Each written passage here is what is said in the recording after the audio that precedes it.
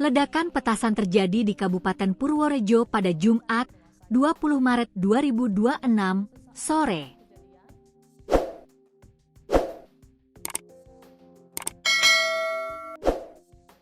Akibat kejadian itu, 5 orang mengalami luka dan harus menjalani perawatan. Selain itu, akibat ledakan, rumah warga yang menjadi lokasi perakitan petasan pun porak-poranda. Rumah itu adalah milik seorang warga berinisial R. Lokasinya di Desa Tasikmadu, Kecamatan Pituruh, Kabupaten Purworejo. Kerusakan terlihat cukup parah, terutama pada bagian depan rumah hingga area halaman yang dipenuhi puing-puing bangunan. Genteng tampak berjatuhan, pecah, dan berserakan di hampir seluruh halaman depan. Beberapa bagian rangka atap terlihat miring, bahkan ada yang nyaris roboh akibat ledakan.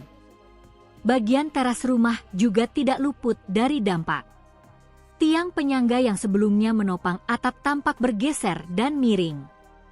Struktur kayu penyangga retak dan sebagian terlepas dari posisinya. Pagar bambu di depan rumah pun rusak dan roboh, menambah gambaran kuatnya ledakan yang terjadi di lokasi tersebut. Di bagian dalam rumah, beberapa jendela tampak pecah dan terbuka lebar akibat ledakan dari dalam. Dinding bangunan yang terbuat dari batako masih berdiri, namun terlihat beberapa bagian retak ringan. Petugas kepolisian bersama tim terkait telah melakukan olah TKP. Garis polisi dipasang mengelilingi area rumah. Petugas juga menyisir setiap sudut, mengamati puing-puing, serta mengumpulkan barang bukti yang diduga berkaitan dengan ledakan.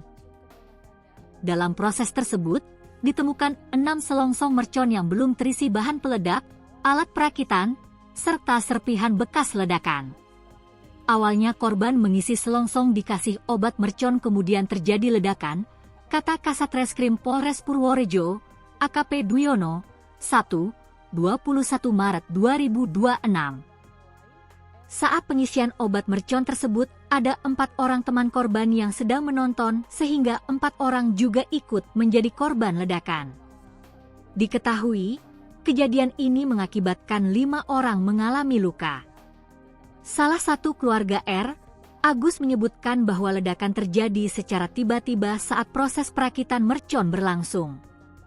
Dia tidak berada di lokasi saat kejadian, tapi mendapati rumah sudah dalam kondisi rusak saat kembali. Kondisinya sudah berantakan, genteng pada jatuh semua. Di depan rumah penuh pecahan, katanya.